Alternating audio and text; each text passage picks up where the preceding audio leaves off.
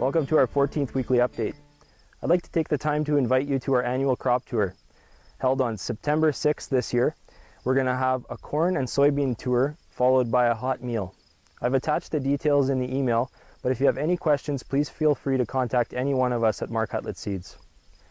This week, Wilt Billing, area agronomist for DuPont Pioneer, goes over some corn maturity with us as well as Gosss Wilt, which we're starting to see in pockets throughout the area.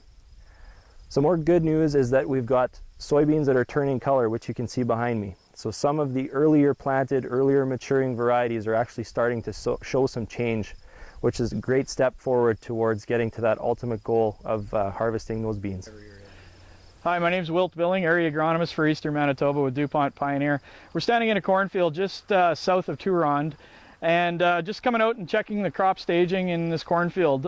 We've selected a couple random corn cobs or corn ears and discovered that it's just coming into the soft dough stage, or it's in the soft dough stage at this period. You can tell this by the milk starting to harden as starch accumulation goes on within the kernels. Looking ahead, we're probably 3 to 4 weeks away from making perfect corn. However, if we do have a frost slightly earlier than that, in that 2 to 3 week range, don't be disparaged, as we will have corn make grain if we have a frost within that period. However, if we make it till the middle of September, we should have some good corn to harvest this year. We're standing next to this field, and where we noticed some lesions in the upper canopy, as you can see behind me.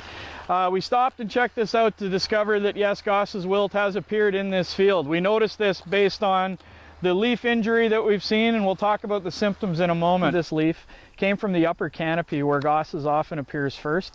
Often with rain or a wind event, the Gosss disease will spread throughout the canopy along with water. What causes that are these little black freckles, which are essentially the bacteria pushing through the stomate of the leaf.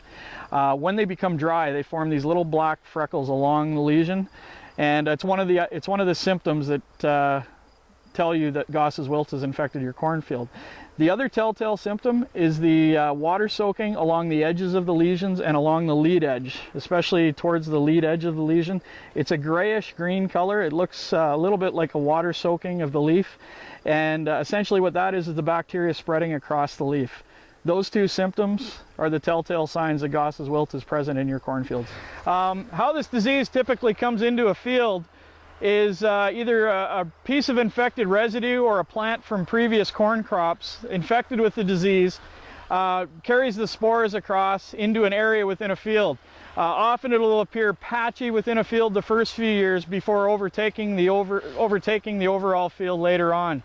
It often infects the upper canopy, and then as the rain and humid weather persist, the bacteria will spread throughout the canopy into neighboring plants.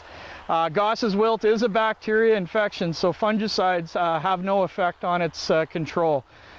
Essentially, there's a couple things producers can do to manage Gosss Wilt. First of all, managing their stubble, reducing the amount of trash that overwinters on the surface.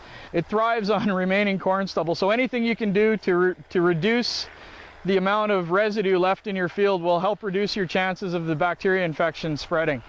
The second thing you can do is make sure you're cleaning your equipment as you move it from field to field. You don't want to carry the residue with you from one infected field into a clean field, essentially introducing the bacteria to that field.